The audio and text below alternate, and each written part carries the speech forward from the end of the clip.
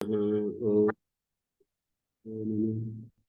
ओम मातृशक्तये नमः। ओम असतो मा सद्गमय तमसो मा ज्योतिर्गमय मृत्योर्मामृतंगमय। ओम शांति शांति शांति। ब्रह्म सूत्र कक्षा 22। ब्रह्म सूत्र ब्रह्म विषयक जो सूत्र हैं, इसको वेदांत सूत्र भी कहते हैं। वेदांत, वेद का जो अंतिम भाग है, वेद का जो सार भाग है ब्रह्म, उसको वेदांत कहते हैं। एक वेद होता है, एक वेदांत होता है। वेद में तो सर्व विद्याएं हैं, धर्म जिज्ञासा भी है, ब्रह्म जिज्ञासा भी।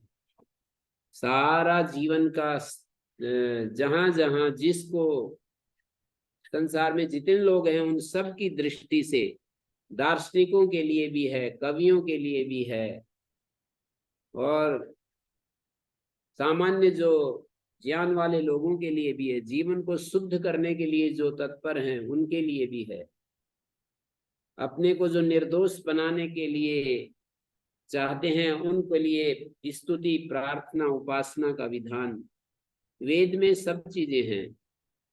लेकिन उसको यदि अलग करके देखें तो वेदांत जो है, वेद का जो अंतिम सार भाग है, वो ब्रह्म का उपदेश करता है, ब्रह्म का परिचय देता है। ब्रह्म मानी आत्मा। तो मुख्य रूप से वेदांत में ब्रह्म आत्मा का वर्णन है। उसके साथ में बहुत सारे विषय और भी हैं। 192 टॉपिक है, 192 विषय हैं जिनके ऊपर चर्चा की गई है। जैसे पहला जो अधिकरण है उसका नाम जिज्ञासा अधिकरण है। दूसरे अधिकरण का नाम जन्माद्य अधिकरण है। तीसरे अधिकरण का नाम शास्त्र योनित्व अधिकरण है। चौथे अधिकरण का नाम समन्वय अधिकरण है। पांचवें अधिकरण का आगे ऐसे ही नाम पढ़ते जाएंगे, एक एक विषय आगे आता जाएगा। अभी हम 4 अधिकरणों को बार बार अपने विचार में लाना चाह रहे हैं। जिज्ञासा अधिकरण अथातो ब्रह्म जिज्ञासा, मानी अध्यास का जो स्वरूप है उसको समझकर फिर हम ब्रह्म को जानने की इच्छा करते हैं। अध्यास अतस्मिन तद्बुद्धि, जो चीज वो नहीं है उसमें उसकी बुद्धि कर लेना, ये अध्यास होता है। जैसे ब्रह्म में जगत का आरोप कर देते हैं। किस तरह करते हैं? ये जो अन्न है ये ब्रह्म है, ये प्राण ब्रह्म है, ये मन ब्रह्म है, मनो ब्रह्म, प्राणो ब्रह्म, अन्नम ब्रह्म, विज्ञानम ब्रह्म, ये सब जो है ब्रह्म में इनका आरोप कर देते हैं। जहां जहां सृष्टि प्रक्रिया का वर्णन है वहां ब्रह्म में सृष्टि के घटक जो दिखाई देते हैं उनका ब्रह्म में आरोप कर देते हैं। जहां जहां भी सृष्टि के घटक अन्न के रूप में, प्राण के रूप में, मन के रूप में, बुद्धि के रूप में, जो भी घटक हमें दिखाई देते हैं पंचभूतों के रूप में, उसको ब्रह्म में आरोप। सर्वम खलु इदम ब्रह्म, ये ब्रह्म में आरोप कर दिया है। सर्व का आरोप, सब कुछ जो दृश्यमान जगत है उस सब को ब्रह्म में आरोप कर दिया है। अतस्मिन तद्बुद्धि, जो वो नहीं है उसमें ब्रह्म में इन सब का आरोप, क्योंकि ब्रह्म से ये सब उत्पन्न होते हैं, इस दृष्टि से ब्रह्म में इनका आरोप कर देते हैं। कारण में कार्य का आरोप कर देते हैं। कभी कभी कार्य में कारण का आरोप करते हैं, पर ज्यादातर कारण में कार्य का आरोप करते हैं। जल ही जीवन है, तो जीवन का आरोप जल में कर दिया। ये जल और जीवन, कोई आदमी राजस्थान में जल को बिखेरने लगे तो कहते हैं अरे तू जीवन को क्यों बिखेर रहा है? जल में जीवन का आरोप कर दिया। और कोई व्यक्ति घृत सेवन करता है तो कहते हैं कि ये तो भाई आयु का सेवन कर रहा है। घृत तो कारण है आयु का, पर घृत कारण में कार्य का आरोप कर दिया। उस कारण से, घृत रूपी कारण से आयु बढ़ती है, तो आयु कार्य है, कारण का, कारण से निष्पन्न होने वाला जो कार्य है उसको कारण में आरोप कर देते हैं। आयुर्वै घृतम अन्नम वही प्राण।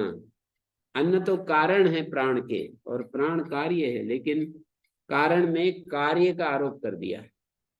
कभी कभी कार्य में कारण का आरोप करते हैं, वो कम है। जैसे पुरातनम कर्म भुज्यते, पुरातन कर्म ये कारण है, और इस समय जो सुख दुख मिल रहा है वो कार्य है।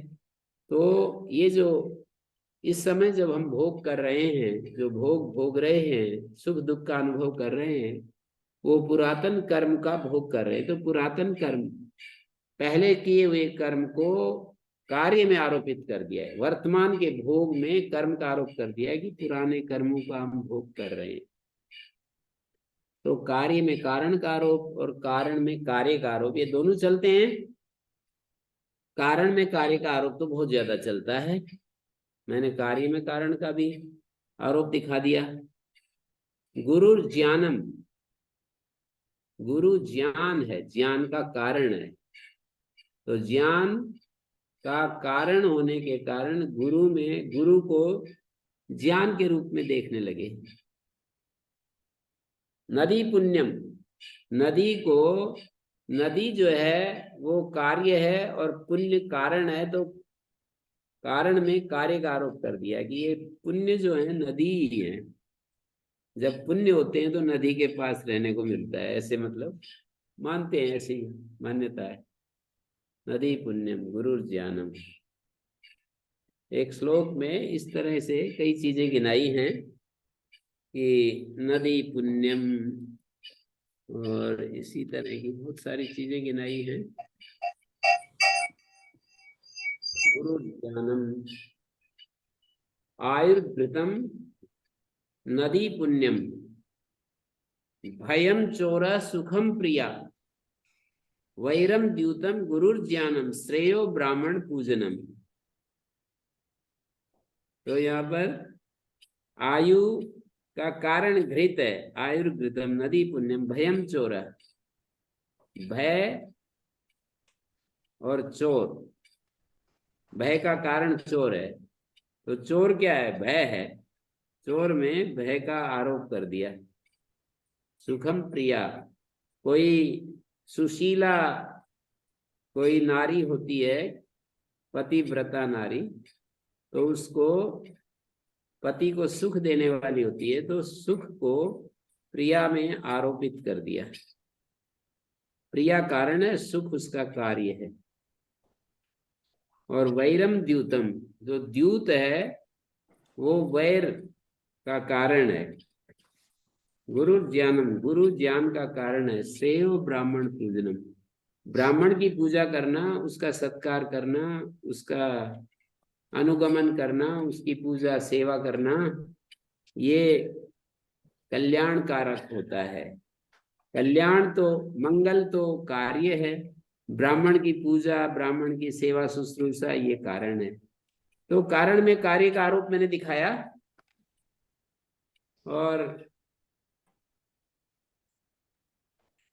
कारण विषय होता है, कार्य विषय होता है, जो विषय का विषय के ऊपर आरोप हो जाता है। आरोप स्थान को विषय कहते हैं, और विषय आरोप्यमान होता है। गुरु ब्रह्मा गुरु विष्णु गुरुदेव, वहां पर भी इसी तरह से आरोप कर रखा है। गुरु ब्रह्मा, गुरु ब्रह्मा है, माने एक विषय के ऊपर विषय का, विषय वाले का आरोप, आरोप्यमान विषय, और विषय माने आरोप स्थान। कारण विषय होता है, कार्य विषय होता है, ऐसे भी समझ सकते हो। कारण विषय होता है, कार्य विषय होता है। तो वहां पर गुरु ब्रह्मा गुरु विष्णु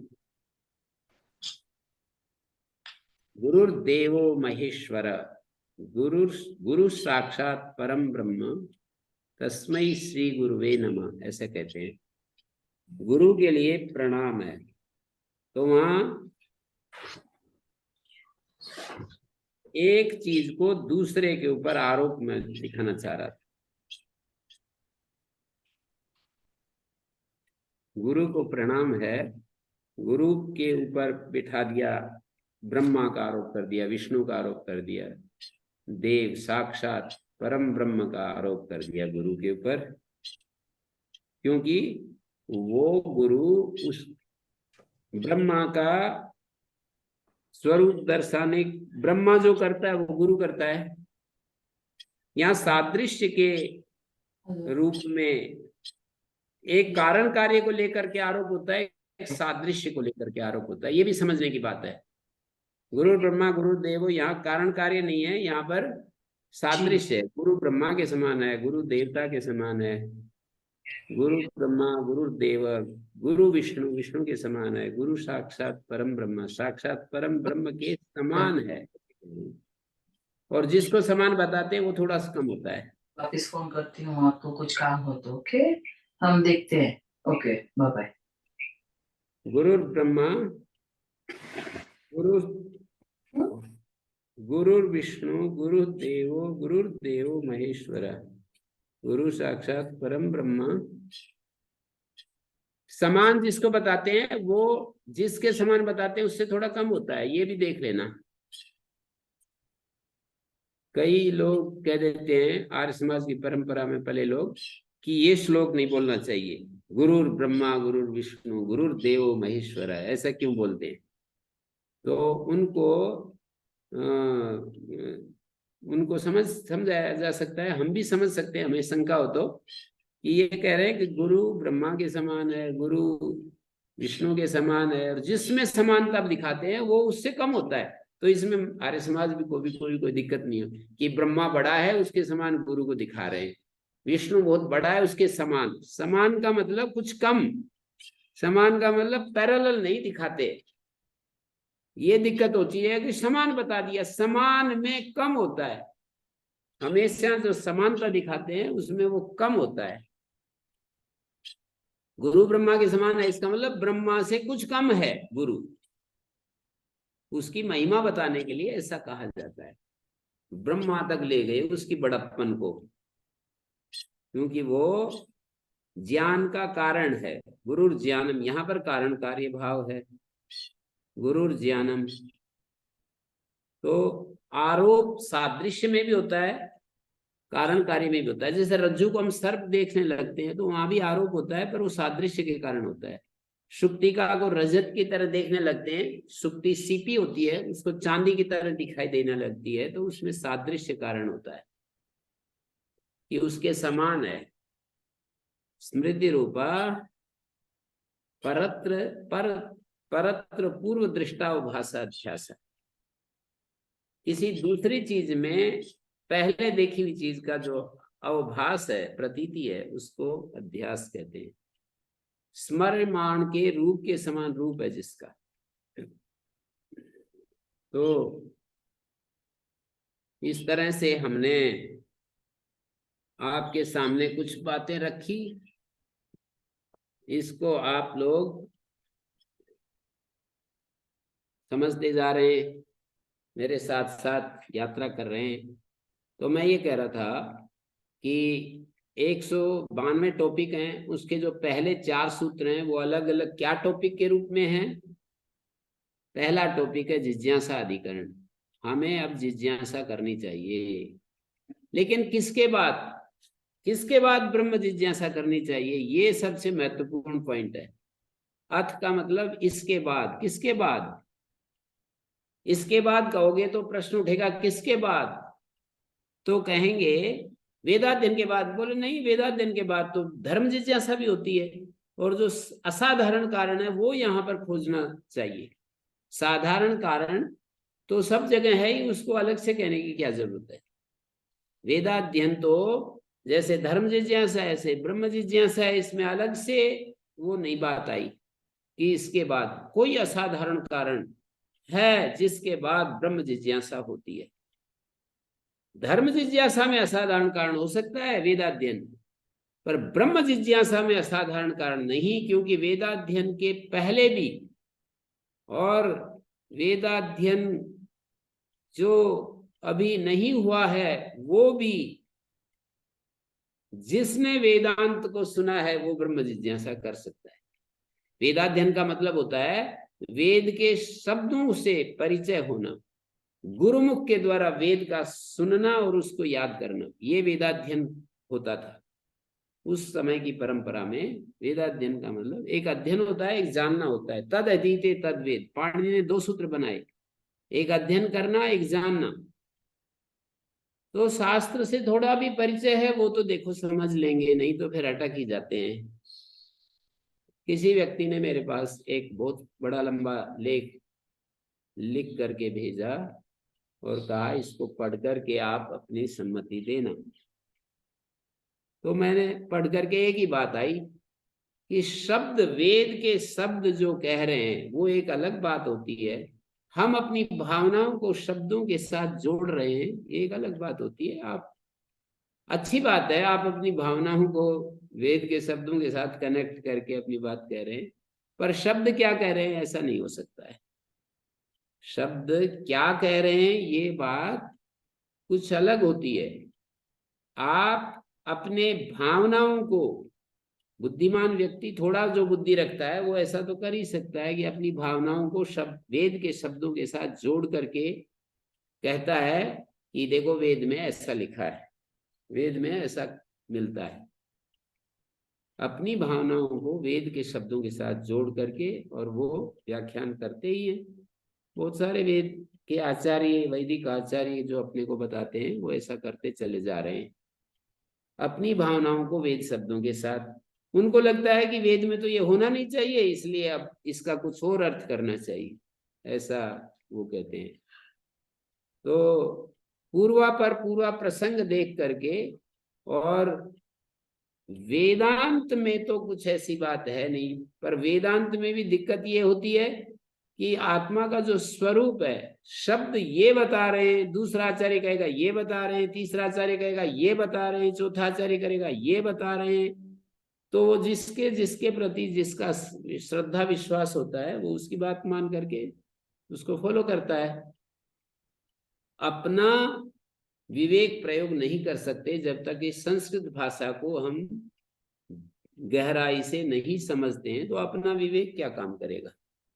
संस्कृत भाषा को भी पढ़ने के बाद बहुत ज्यादा विवेक चाहिए ये समझने के लिए कि वेद का तात्पर्य क्या है, वेद किस बात का संदेश दे रहा है, वेदांत किस बात का संदेश दे रहा है। ये बात हमें संस्कृत भाषा का ज्ञान होने पर भी, क्योंकि ये सारे आचार्य संस्कृत भाषा के महान पंडित थे, तो उन महान पंडितों ने अलग अलग उनके अपने आग्रह हैं। एक आचार्य कहता है कि वेद का ये अर्थ है, दूसरा कहता है ये अर्थ है, तीसरा कहता है ये अर्थ है। पता कैसे चले कि वेद का सच्चा अर्थ कौन सा है? पता तो बड़ा मुश्किल है। पता करने के लिए हमको न्याय, मीमांसा, व्याकरण, ये सब से परिचय होना चाहिए, और सबसे परिचय होने के बाद फिर हम थोड़ा बहुत हम पहुंच सकते हैं किसी निष्कर्ष पर।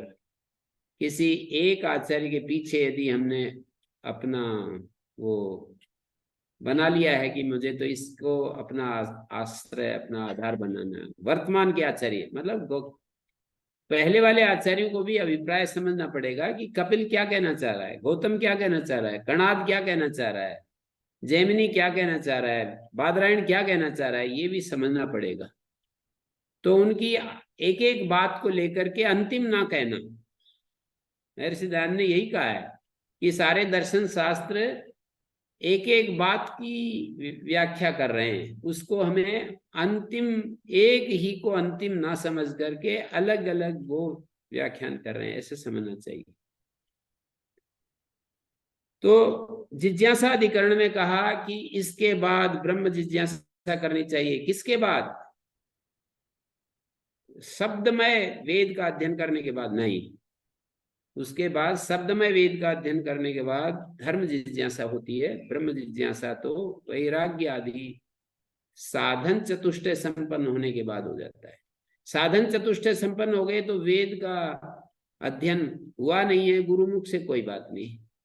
हाँ, वेदांत को यदि सुना है, उपनिषद को सुना है, वेदांत माने उपनिषद, क्योंकि वेद का जो अंतिम निष्कर्ष है वो उपनिषद में व्याख्यात हुआ है। आत्मा का स्वरूप उपनिषद में बहुत ही सुंदरता से व्याख्यान किया गया है।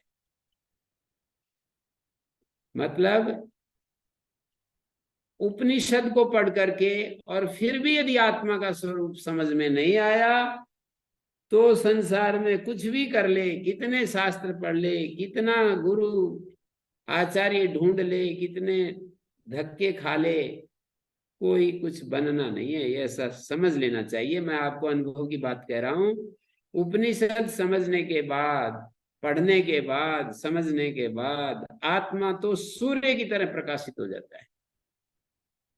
आत्मा का स्वरूप बिल्कुल हमारे सामने ऐसे हो जाता है जैसे आकाश में सूर्य दिखाई देता है।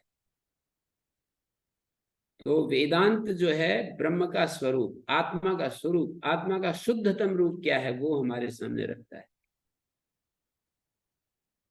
और दूसरे दूसरे शास्त्र उसी उपनिषद में जो स्वरूप बताया है उसी को, जैसे गीता है, उसी का अनुगमन करती हुई प्रारंभ में 10 श्लोक हैं, 16वें श्लोक से लेकर और 25वें श्लोक तक। दूसरे अध्याय में 10 श्लोकों में आत्मा का जो स्वरूप है उपनिषद में जो प्रतिपादित किया है उसी को अपने शब्दों में दोहरा दिया है। जो उपनिषद में कहा वही गीता के नासतो विद्यते भाव सूत्र श्लोक से लेकर और अचिंत्योयम अदाह्योयम अविकार्योयम उच्यते, इस तरह से 25वां श्लोक देखना चाहिए। उस 25वें श्लोक में आत्मा का पूरा स्वरूप आ जाता है। दूसरे अध्याय का 25वां श्लोक, दूसरे अध्याय का अव्यक्तोयम अचिंत्योयम अविकार्योयम उच्यते तस्मादेवं विदित्वैनं नानुशोचितुम् अर्हसि। तो सारे शास्त्रों का जो उद्देश्य है वो मनुष्य को शोक और मोह से पार ले जाना है।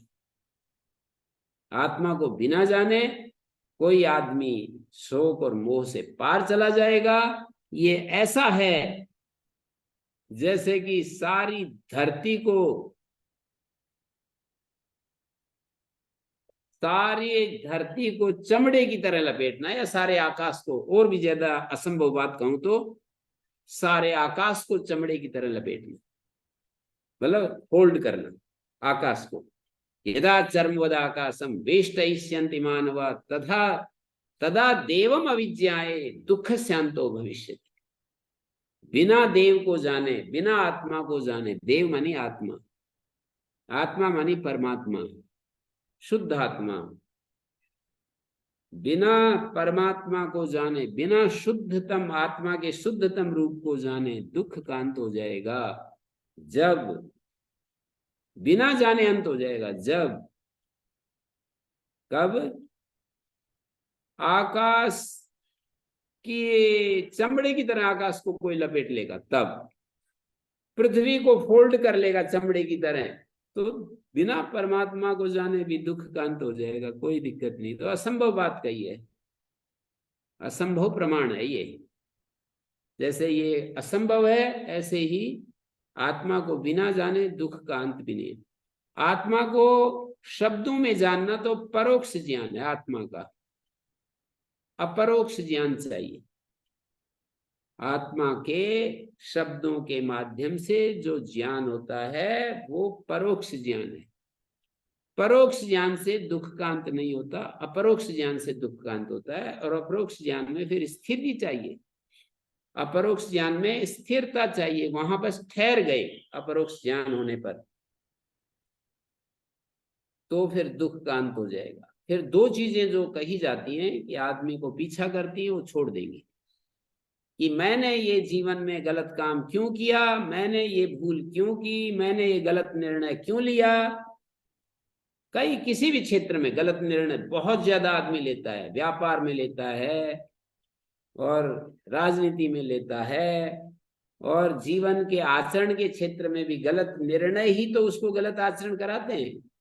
कभी वो शराब पीने लगता है, कभी जुआ खेलने लगता है, कभी चोरी करने लगता है, कोई छुपकर पाप कर्म करने लगता है। ये सारे के सारे गलत काम जितने भी होते हैं वे सब के सब जीवन में कभी न कभी किसी न किसी से एक, किसी से दूसरा, किसी से तीसरा, कोई ऐसा दुनिया में बाई चांस पूर्व जन्म के पुण्य के कारण से इस जन्म में, मुझे तो बहुत ही एक व्यक्ति आज भी मिला, वही मैंने कहा कि आप 25 साल पहले एक बात कही थी, वही व्यक्ति मिला कि जी मेरे में तो एक दोष है, बस बीड़ी बीड़ी पीता हूँ, और तो हमारे में कोई दोष है नहीं। तो मैंने कहा वही प्रोग्राम चल रहा है? बोले जी बस एक वही दोष है। 25 साल के बाद भी पूछा तो वो बोला कि बस वही दोष है, और तो कोई दोष है नहीं। मतलब इतनी बेहोशी है आदमी की कि उनको कोई और दोष ही नहीं दिखाई देता, एक बीड़ी पीना ही, क्योंकि लोग समाज में यूं कह दिया कि बीड़ी पीना एक दोष है और ये दोष नहीं करना चाहिए। बाकी तो ध्यान ही नहीं है कि दोष क्या क्या होते हैं। तो इस तरह से ये जो जीवन है इसको संवारना, परिष्कृत करना, सुंदर बनाना, बहुत इसके लिए बहुत वो चाहिए, वेग चाहिए। इसको मुझे अपने जीवन को संभालना है, संवारना है, सुंदर बनाना है, ऐसा। तो 4 साधन से संपन्न होने के बाद ब्रह्म जिज्ञासा करनी चाहिए। ब्रह्म मानी ब्रह्म, यहाँ कर्म में षष्ठी है, ब्रह्म को विषय बना करके जिज्ञासा करनी चाहिए का मतलब है वेदांत वाक्यों पर विचार करना चाहिए। जिज्ञासा शब्द का अर्थ विचार अर्थ है, विचार में लक्षणा है जिज्ञासा। ज्ञान इच्छा जिज्ञासा होती है। इच्छा का कर्म ज्ञान और ज्ञान का कर्म ब्रह्म। ब्रह्म को जानने की इच्छा, इच्छा का मतलब ब्रह्म को जानने के लिए वेदांत वाक्यों पर विचार करना चाहिए कि वेदांत वाक्य क्या क्या कह रहे हैं, उपनिषद वाक्य क्या बता रहे हैं आत्मा के बारे में। ये वैराग्यवान, संसार को अनित्य समझने वाला, मुमुक्षु, अपने आप को दुख से और शोक से पार ले जाने का इच्छुक, और 6 साधनों से संपन्न, सम दम तितिक्षा उपरति श्रद्धा समाधान, इन 4 षट संपत्ति एक साधन है, मुमुक्षुत्व एक साधन है, नित्य अनित्य का विवेक एक साधन है, वैराग्य एक साधन। इन चारों साधनों से संपन्न होकर के और फिर ब्रह्म को जानने के लिए वेदांत वाक्यों पर विचार करना चाहिए, ऐसे कह रहे हैं। ये जिज्ञासा अधिकरण में बताया। उसके बाद आता है ब्रह्म को अनुमान प्रमाण के द्वारा, श्रुति ने जो बात कही उसको अनुमान प्रमाण के द्वारा भी सिद्ध करके दिखाया। श्रुति कहती है तो वा इमानि भूतानि जायन्ते जातानि जीवन्ति यत् प्रयन्ति अभिसं विशन्ति तद विजिज्ञासस्व तद ब्रह्म। जिससे ये सारा अस्तित्व पैदा होता है, जिससे पालित पोषित होता है, जिसमें विलय को प्राप्त हो जाता है, उसकी जानने की इच्छा करो, वही ब्रह्म है। जिसकी यत् शब्द से जिसका संकेत किया, तत्शब्द से उसको ग्रहण कर रहे हैं, वही ब्रह्म है। उसको जानने की इच्छा करो। तो यहां पर जो ये बात कही बादरायण सूत्र में, जन्माद्य अधिकरण में, उसी को अनुमान प्रमाण से सिद्ध किया। जन्म स्थिति प्रलय, जन्म आदि है जिनके, जन्म आदि है जिसके, वो क्या है? स्थिति और प्रलय। तद्गुण संविज्ञान बहुप्रिय है। तीनों को यहाँ पर जन्म स्थिति प्रलय को जन्मादि शब्द से कह दिया। अस्य मानी इस जगत का जिससे होता है, इस जगत का जिससे जन्म स्थिति प्रलय होती है वो ब्रह्म है। अर्थात किसी न किसी से तो जन्म स्थिति प्रलय इस जगत का हुआ। ये इतना अचिंत्य रचना, अचिंत मन से भी, मनसा भी अचिंत्य रचना रूपस्य, ऐसे कहा है। इसका स्वरूप जो है ना, मन से भी जिसका चिंतन नहीं किया जा सकता, ऐसा कॉम्प्लिकेटेड है ये। मनसा भी अचिंत, तो और अनेक कर्तृभोक्तृ संयुक्त से, और नाम रूपाभ्याम व्याकृत से, नाम और रूप से जो व्याकृत अनेक कर्तृभोक्तृ संयुक्त से, प्रतिनियत देश काल निमित्त हैं जिन क्रियाफलों के, उनका आश्रय जो ये जगत है। मनसा भी अचिंत्य रचना रूप से, और मन से भी जिसकी रचना स्वरूप पर कल्पना तक हमारी नहीं जाती, इतना कॉम्प्लिकेटेड है जगत की रचना। एक आंख का अध्ययन करने के लिए डॉक्टर को 3 वर्ष सुपर स्पेशलाइजेशन, एमबीबीएस को, जो एमबीबीएस कर चुका होता है उसको 3 साल सुपर स्पेशलाइजेशन के लिए आंख का अध्ययन करने में नियुक्त किया जाता है। एक हार्ट का अध्ययन करने के लिए, लंग्स का स्पेशलिस्ट बनने के लिए वो 10-10 साल लगा देते हैं। एमबीबीएस के बाद और 5 साल लगा देते हैं, मानी 5 साल एमबीबीएस, 5 साल और एक एक शरीर का एक हिस्से का अध्ययन, एक ही हिस्से पर पूरी रात दिन मेहनत करते हैं और फिर थोड़ा समझ पाते हैं। ऐसा नहीं कि वो सारे समझ गए। तो ऐसा ये कॉम्प्लिकेटेड जगत है। इस जगत के जिससे, जिस सर्वज्ञ सर्वशक्ति कारण से इस जगत का उत्पत्ति स्थिति प्रलय होता है, उसको ब्रह्म कहते हैं। तो ये अनुमान वाक्य है, मानी श्रुति ने जिसको प्रत्यक्ष मानी शब्द आगम के द्वारा प्रस्तुत किया। श्रुति कह रहे जिससे वो ब्रह्म है। इन्होंने कहा यतः अस्य जगतः उत्पत्ति स्थिति भंगः जायन्ते तद ब्रह्म। तो ये जन्माद्य अधिकरण है। और तीसरा शास्त्र योनित्व अधिकरण है।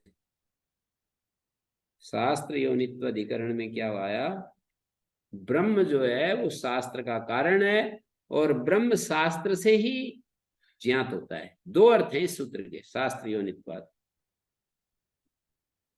ब्रह्म शास्त्र का कारण है, जैसे ब्रह्म जगत का कारण है ऐसे ही ब्रह्म शास्त्र का भी कारण है। महर्षि दयानंद ने पहले नियम में यही तो कहा है, सब सत्य विद्या, ये तो शास्त्र हो गया। जो पदार्थ विद्या से जाने जाते हैं ये जगत हो गया, पदार्थ जगत हो गया। उन सब का आदि मूल परमेश्वर है, ये ब्रह्म हो गया। आदि मूल परमेश्वर या आदि मूल ब्रह्म, ये परमेश्वर। तो पदार्थ और ज्ञान का आदि स्रोत, आदि कारण परमेश्वर है, ऐसे कह दिया। तो शास्त्र योनित्वाद जो सूत्र है, ये शास्त्र योनित्वाधिकरण बोलते हैं इसको। तीसरा अधिकरण है ये वेदांत सूत्रों का। माने इसके हमने कहा शास्त्र का कारण, षष्ठी समास करेंगे तो शास्त्र का कारण अर्थ आएगा। शास्त्र है योनि कारण प्रमाण जिसका, योनि का अर्थ प्रमाण हो जाएगा।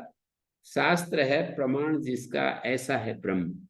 माने शास्त्र प्रमाण से ही ब्रह्म को जाना जाता है।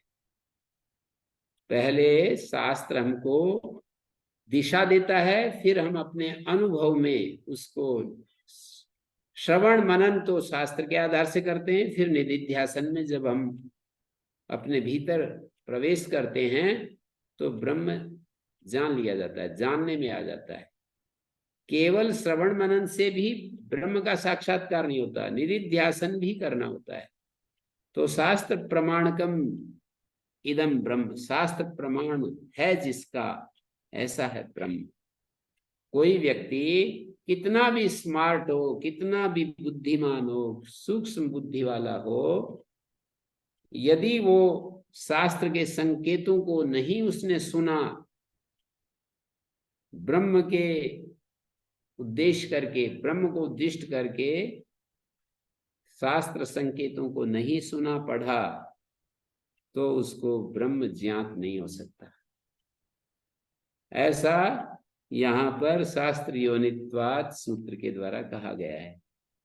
मैं तो कुछ नहीं कह रहा हूं, बादरायण ऐसा कह रहे हैं कि भाई शास्त्र ही प्रमाण है जिसका ऐसा है ब्रह्म। शास्त्र से ही, शास्त्र का ये कारण है, शास्त्र भी सर्वज्ञ परमात्मा से, ये दो सूत्र भी समझ लिए जाएं, ब्रह्म जिज्ञासा अधिकरण तो हो गया कि भाई इसके बाद जिज्ञासा करनी चाहिए, साधन चतुष्टय संपन्न होकर के जिज्ञासा करनी चाहिए, और जन्माद्य अधिकरण हो गया कि शास्त्र, ये जो जगत है इसका कारण ब्रह्म है, जगत का कारण ब्रह्म है। तीसरे सूत्र में शास्त्र का कारण ब्रह्म है, और शास्त्र से ही ब्रह्म का हमें पता चलता है। शास्त्र जो बने हैं, ऋग्वेदादि शास्त्र जो बने हैं, वे ब्रह्म से ही प्रसूत हैं, ब्रह्म से ही उनका उनका ये जो अगला सूत्र आएगा उसके पहले मैं इसको आपको समझाना चाह रहा हूं। शास्त्र योनित्वात् तत्व समन्वयात से पहले समन्वयाधिकरण है, अगला अधिकरण समन्वयाधिकरण है। तो इसमें क्या बताया, शास्त्र योनित्व अधिकरण में क्या बताया, महता ऋग्वेदादि शास्त्र से अनेक विद्या स्थानों को बृंहित से। तैयार हो जाओ इसको समझने के लिए, कितना विशेष सूत्र है। महर्षि दयानंद को भी आचार्य शंकर के ये शब्द इतने प्रभावित हुए। महर्षि दयानंद किसी से प्रभावित होने वाला व्यक्ति नहीं है, पर किसी से प्रभावित होता है तो वो उनको, हर व्यक्ति का मामला ऐसा ही है, प्रभावित होते हैं तब उसकी चर्चा करते हैं, उसका गीत गाते हैं। तो ये शास्त्र योनित्वात् सूत्र का जो आचार्य शंकर ने अर्थ किया है, वो अर्थ इतना उनको आकर्षक लगा कि उन्होंने अपनी ऋग्वेदादि भाष्य भूमिका में ये उद्धृत किया कि वेदांत दर्शन के अपने भाष्य में शंकराचार्य जी ने ये व्याख्यान किया है इस सूत्र का।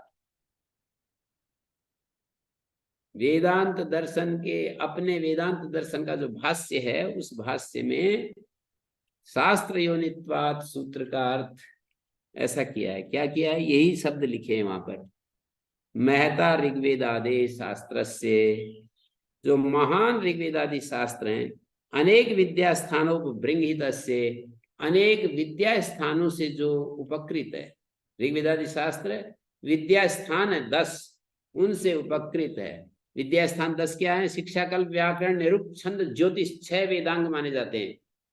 पुराण, पुराण का मतलब इतिहास, ब्राह्मण ग्रंथ। विद्या स्थान एक पुराण है, एक न्याय है, मीमांसा है, और धर्मशास्त्र। तो इस तरह से 10 विद्या स्थान माने जाते हैं, शास्त्र गिनाए 10 विद्या स्थान। तो क्या हुआ, न्याय, मीमांसा, धर्मशास्त्र, और एक है पुराण। पुराण का मतलब ब्राह्मण ग्रंथ, आरण्य ग्रंथ, इनको पुराण कहते हैं। तो ये कहा अनेक ऋग्वेदादि शास्त्र से अनेक विद्या स्थानों बृंहित से, अनेक विद्या स्थान से जो उपबृंहित है, उपकृत है। उपबृंहित का मतलब है विद्या स्थान से उपकृत, प्रदीपवत सर्वार्थवत ज्योतिना। जैसे दीपक, दीपक कह दो, सूर्य कह दो, एक ही बात है, मतलब रोशनी करने वाली चीज को यहाँ पर प्रदीप का उपलक्षण के रूप में समझ लो। प्रदीप वत सर्वार्थ, रात में यदि दीपक मिल जाए, हम तो उस काल के आदमी हैं जब बिजली नहीं होती थी गांव में, केवल शहरों में बिजली होती थी, गांव में बिजली नहीं होती थी, बिल्कुल नहीं होती थी, केवल शहरों में बिजली होती थी।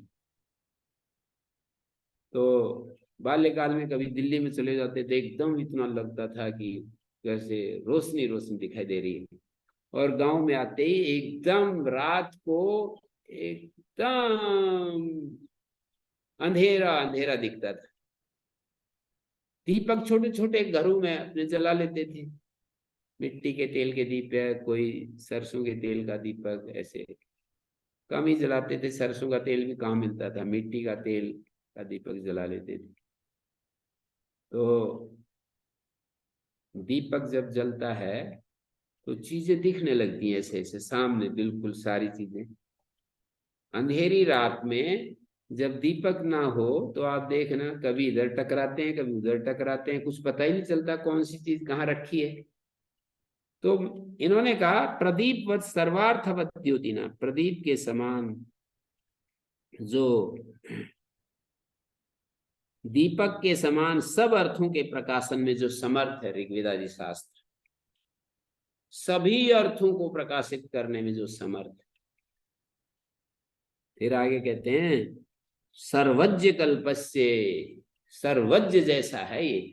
कल्प इसलिए जोड़ दिया, कल्प का मतलब सर्वज्ञ से कुछ नीचे। हमने तो एक सर्वज्ञ वेद पुस्तक रखी, वैसे तो सर्वज्ञ कल्प वेद लिखना था, पर सर्वज्ञ लिख दिया हमने। सर्वज्ञ वेद का भी मतलब वही है, सर्वज्ञ कल्प। सर्वज्ञ आप कहोगे कि वेद में सर्वज्ञता की कमी कहाँ रहेगी, कमी नहीं है, पर परमात्मा यदि सर्वज्ञ है तो वेद सर्वज्ञ कल्प है।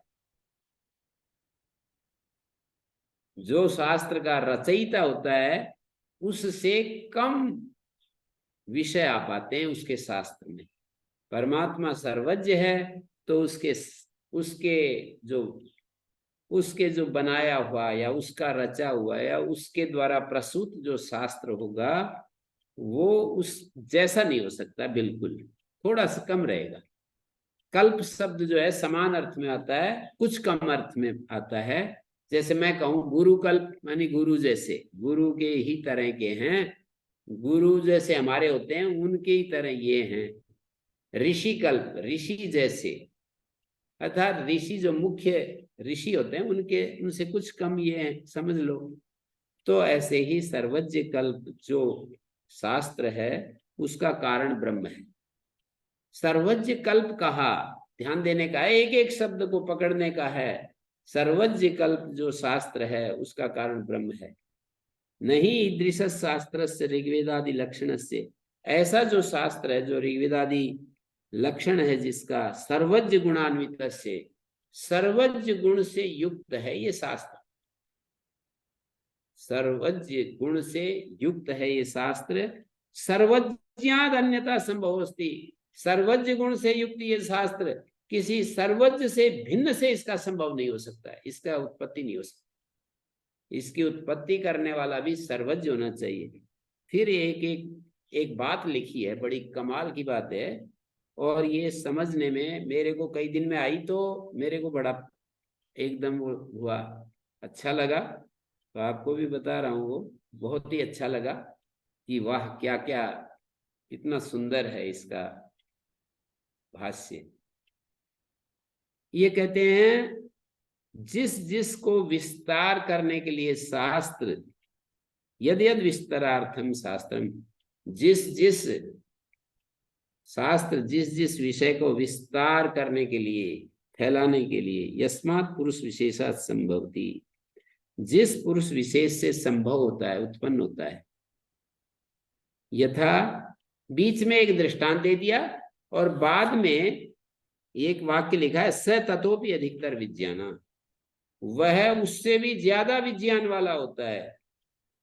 माने जिस पुरुष विशेष से किसी शास्त्र की उत्पत्ति होती है, किसी पुरुष विशेष से शास्त्र की उत्पत्ति होती है, तो वो पुरुष विशेष उस शास्त्र से अधिक जानकार होता है। एक दृष्टांत दिया, जैसे पाणिनादि ने, पाणिनि ने अष्टाध्यायी बनाई। अष्टाध्यायी तो महान ज्ञान का समुद्र जैसा है, लेकिन पाणिनि का जो ज्ञान है वो इस अष्टाध्यायी में पूरा का पूरा नहीं आया, वो इससे अधिक जानकार है। आयुर्वेद को बनाने वाला पुनर्वसु आत्रेय और भरद्वाज आदि जो ऋषि हैं, चरक, पतंजलि, पुनर्वसु आत्रेय जो हैं, वो आयुर्वेद को बनाया, वो इससे ज्यादा जानकार हैं। उनके ज्ञान, उनका संपूर्ण ज्ञान इसमें नहीं आया हुआ है, कुछ कम है, वो इससे ज्यादा जानकार है, बस इतनी बताना है। तो यहाँ एक शब्द लिखा है, आपके पास पुस्तक है तो पढ़िए। यथा व्याकरण आदि पाणिन्यादे जेक देशार्थम अपि। जे विषय हमारे सामने बहुत ज्यादा होते हैं।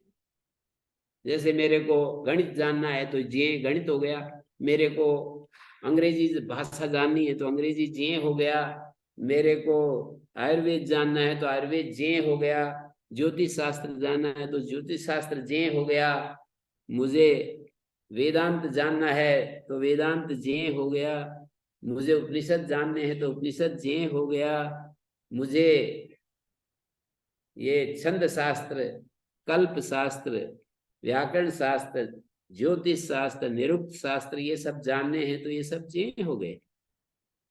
पुराण, न्याय, मीमांसा, धर्म शास्त्र ये सब विद्या स्थान, जो 10 विद्या स्थान गिनाए वो सब मेरे लिए जे हैं, क्योंकि मुझे जानने हैं।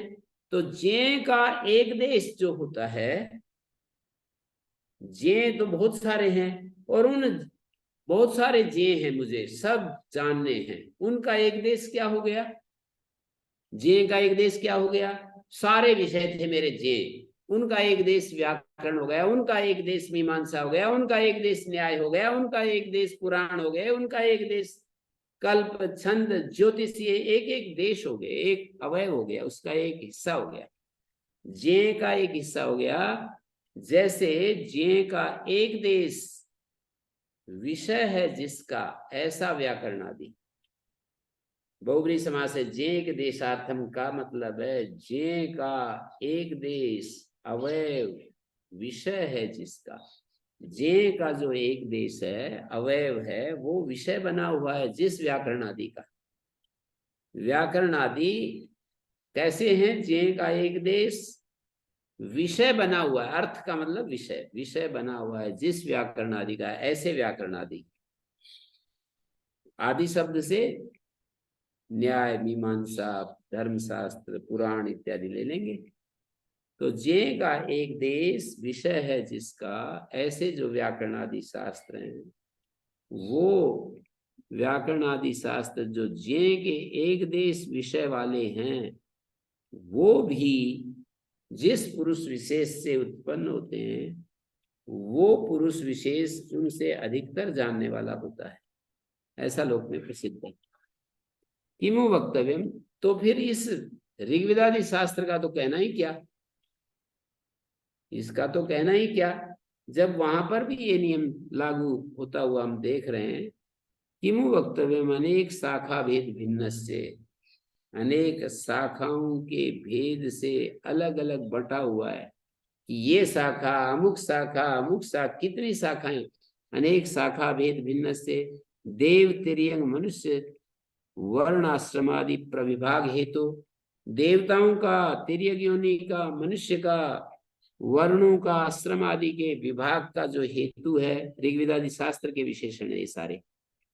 अनेक शाखा भेद भिन्न से ऋग्वेदादे देव, तिर्यंग, मनुष्य, वर्णाश्रम आदि प्रविभाग हेतु ऋग्वेदादे, ऋग्वेद आख्यस्य, ऋग्वेदादि आख्यस्य, ऋग्वेदादि आख्य, ऋग्वेदादि संज्ञा वाला, सर्व ज्ञान आकर से, सारे ज्ञान का जो खजाना है ऋग्वेदादि, सर्व ज्ञान आकर से, अप्रयत्ने लीला न्याय, बिना किसी कोशिश के, लीला न्याय से, लीला में कोई कोशिश नहीं होती है, लीला जब होती है तो कोई कोशिश नहीं है हमारे द्वारा। जैसे कि मान लो किसी को वो समझाने हो, जोड़ घटा भाग, जोड़ घटा भाग समझाने हो, और वो बहुत ज्यादा उसको आर पार हो, तो लीला न्याय से बताएगा वो, तो भाई ऐसे जोड़ लो, ऐसे कर लो, ऐसे घटा दो। क्या है, जैसे व्याकरण का जो अभी मैं अभ्यास करते करते ऐसा हो गया कि भाई अब लीला न्याय से चलता है, लीला न्याय से व्याकरण के सूत्रों का अर्थ, व्याकरण में जो विषय आता है उसको लीला न्याय से बताऊंगा। लीला न्याय से पुरुष निश्वास की तरह, जैसे मनुष्य के अंदर, स्वस्थ व्यक्ति के अंदर श्वास बड़े आराम से बाहर आता जाता है, उसको कोई जोर नहीं लगाना पड़ता, यस्मात् महतो भूताद योने संभवा, महतो भूताद योने, भूत का अर्थ है सत्य, जिस महान सत्य से, और योनि मानी कारण, जिस महान सत्य कारण से उत्पन्न हुआ संभव है। क्या संभव है? क्या क्या?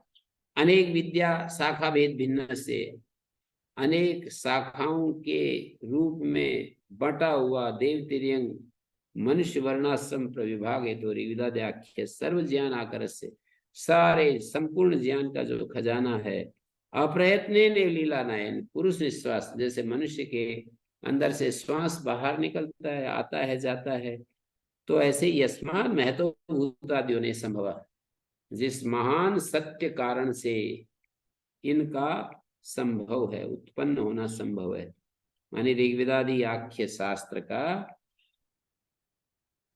संभव है। अस्य महतो भूतस्य निश्वसितम एतद् ऋग्वेद इत्यादि श्रुति में कहा ही है कि इस महान सत्य कारण से के निश्वास की तरह है जो ये ऋग्वेद आदि है।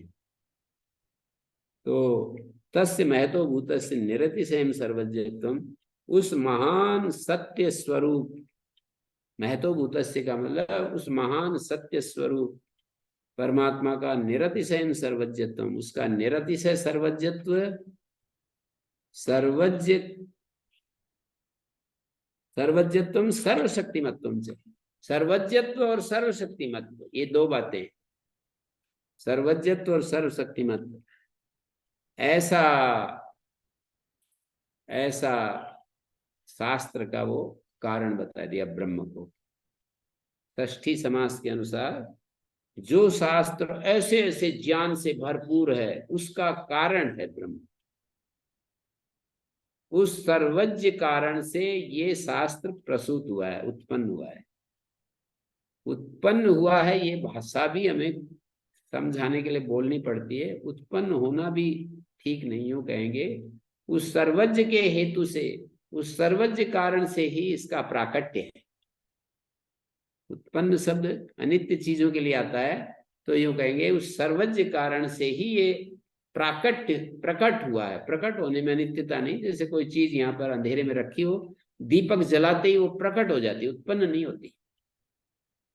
तो सर्वज्ञ कारण से ऋग्वेदादि शास्त्र प्रसूत, मतलब उनका प्राकट्य होता है। एक अर्थ तो ये पूरा हो गया, मानी कैसा कैसा बतला दिया, अनेक शाखा भेद भिन्न से देव तिर्यंग मनुष्य वर्ण आश्रमादि प्रविभाग हेतु तो ऋग्वेदादि आख्य सर्व ज्ञान आकर से, सब ज्ञान का जो खजाना बना हुआ है, अप्रयत्ने ने लीला नयन पुरुष निश्वास, बिना किसी प्रयत्न के लीला न्याय से पुरुष निश्वास की भांति, यस्मात् महतो भूताद्यो ने संभवा, जिस महान भूताद मानी सत्य से संभव है वो ब्रह्म है। वो महान भूत ही, महान सत्य ही ब्रह्म है, जिससे सर्वज्ञ शास्त्र का प्राकट्य हुआ है। सर्वज्ञ कल्प जो शास्त्र है उस सर्वज्ञ कारण से प्राकट्य हुआ है। जिस सर्वज्ञ कारण से प्राकट्य हुआ है उस सर्वज्ञ कारण को ब्रह्म कहते हैं। अथवा इसका दूसरा एक अर्थ कह रहे हैं, यथोक्तम ऋग्वेदादि शास्त्रम योनि कारणम प्रमाणमस्य ब्रह्मणो यथावत स्वरूपाधिगमे, यथावत स्वरूप को प्राप्त करने में, समझने में ऋग्वेदादि शास्त्र कारण है, प्रमाण है। इस ब्रह्म के यथावत स्वरूप को प्राप्त करने के लिए ऋग्वेदादि शास्त्र जो हैं वो प्रमाण बने हुए हैं। इस प्रमाण के आधार पर हमको ब्रह्म का ज्ञान हो पाता है। शास्त्रादेव प्रमाणात जगतो जन्मादि कारणम ब्रह्म अधिगम्यते इति अभिप्राय। शास्त्र प्रमाण से ही जगत के जन्मादि का कारण है ये ब्रह्म, ये बात हमें पता चलती है। शास्त्र प्रमाण से ही जगत के जन्मादि का कारण ब्रह्म है, ये बात हमें पता चलती है।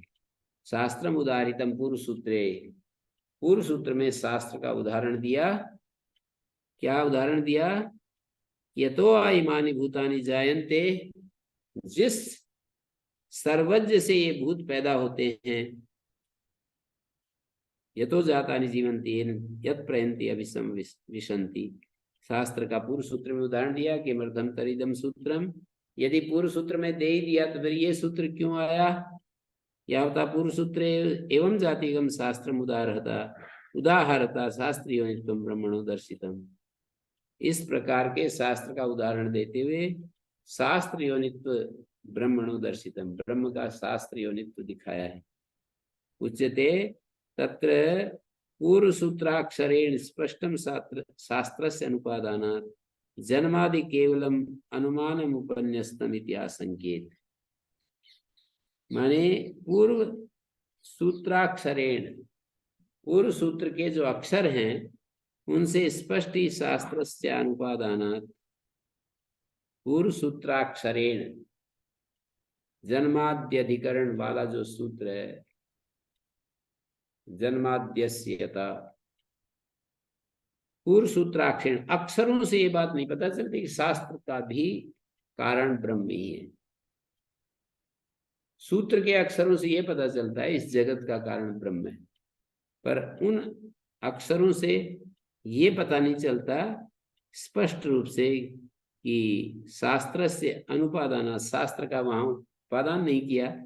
जन्मादि केवलम अनुमानम उपन्यस्तमिति आशंकित। कोई ऐसा समझ सकता था कि जो जन्मादि हैं वो केवल अनुमान के रूप में प्रस्तुत किए हैं कि भाई जन्म स्थिति प्रलय आदि जिससे होते हैं वो ब्रह्म है। ताम आशंका निवर्तयितुम, उस आशंका को हटाने के लिए सूत्रकार ने ये सूत्र बनाया शास्त्र योनित्वात्। पूर्व सूत्र के अक्षरों से शास्त्र का स्पष्ट ग्रहण नहीं किया गया, इसलिए जगत के जन्मादि का केवल अनुमान रूप से उपन्यास किया है। ऐसी कोई शंका करे, केवल अनुमान रूप से उपन्यास किया, ऐसी कोई शंका करे तो उस आशंका को दूर करने के लिए शास्त्र योनित्वात् ये सूत्र प्रवृत्त हुआ। शास्त्र का कारण है, और दूसरा इस सूत्र से ये बात भी ध्वनित हो रही है, शास्त्र का कारण है और शास्त्र से ही इसका पता चलता है ब्रह्म का। प्रत्यक्ष आदि अन्य जो प्रमाण है उनसे सही सही पता नहीं चलता ब्रह्म के स्वरूप का, शास्त्र से पता चलता है। लेकिन उसका अपरोक्ष ज्ञान निधिध्यासन से होता है। पहले श्रवण मनन के द्वारा उसके परोक्ष ज्ञान को प्राप्त किया जाता है, और उसके बाद निधिध्यासन के द्वारा उस ब्रह्म का अपरोक्ष ज्ञान होता है। तो ये हो गया हमारा। ये इसमें किसी का कुछ प्रश्न है क्या? क्योंकि अभी कल पाठ करवाऊंगा, फिर हमारी 26, 27, 28, 29 को छुट्टी रहेगी। तो किसी का कोई प्रश्न है तो पूछ सकता है।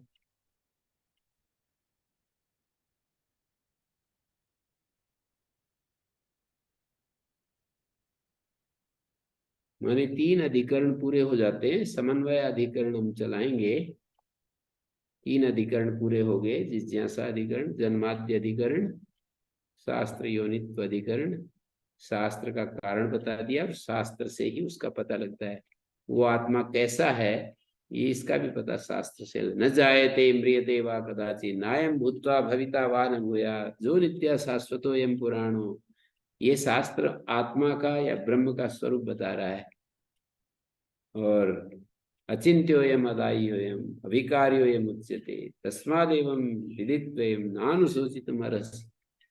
ऐसे श्लोकों में, गीता के श्लोकों में जो वर्णन मिलता है वो शास्त्र को ही, अर्थात वेदांत शास्त्र को ही सामने रख करके उस वेदांत शास्त्र का ही सार के रूप में गीता में जो अमृत तत्व मिलता है वो अमृत तत्व हमें समझना होता है। तो यहाँ पर ये शास्त्र योनित्वात् में यही बात कही कि भाई ये जो ऋग्वेद, ये जो हमारे जे विषय होते हैं, हजारों विषय होते हैं, उनका एक देश, उनका एक अवयव विषय है, जिसका जे का एक देश विषय वाला ज्ञ का एक घटक, एक विषय वाला जो व्याकरण आदि है, हमारा ज्ञ विषय था, बहुत सारे ज्ञ विषय हैं, उन ज्ञ विषय में एक व्याकरण को हमने पकड़ा, या आयुर्वेद को पकड़ा, या हमने धर्मशास्त्र को पकड़ा, न्याय को पकड़ा, वैशेषिक को पकड़ा, ऐसे। तो ज्ञ का एक देश विषय है, जिस पाणिनि का व्याकरण का या गौतम का पदार्थ विद्या, पदार्थ विज्ञान, न्याय का 16 पदार्थों का जानना, ये सब एक देश भी उस सर्वज्ञ, उन विषय का जो जानता है, जैसे न्याय शास्त्र के मूल में गौतम है, तो गौतम से कुछ कम ही ये शास्त्र में विषय आया है। गौतम का जो ज्ञान है वो पूरा का पूरा इस शास्त्र में नहीं आ गया, पाणिनि का ज्ञान पूरा का पूरा इसमें नहीं आ गया है, ऐसा बता रहे हैं। वो उनसे अधिकतर ज्ञानवान है। तो ऐसे ऋग्वेदादि जो शास्त्र है, इसका जो प्रवर्तयिता है, इसका जो प्रकाशक है, वो कितना ज्ञानवान होगा ऐसे बताना चाह रहे हैं। उसके ज्ञान का क्या ठिकाना ऐसे बताना चाह रहे हैं कि लोक में ही एक एक विषय को, जानकार को हम कितना ज्यादा महत्व देने लगते हैं कि भाई ये तो बहुत ज्यादा इसको ज्ञान है। तो एक एक विषय के ज्ञाता के लिए जब ऐसी हमारी श्रद्धा बनती है, तो इस तरह से जो सारे ज्ञान का जो खजाना है, उस सबको प्रकट करने वाला जो ब्रह्म है, वो कितना सर्वज्ञ होगा, ये कल्पनातीत है। ओम शांति शांति शांति।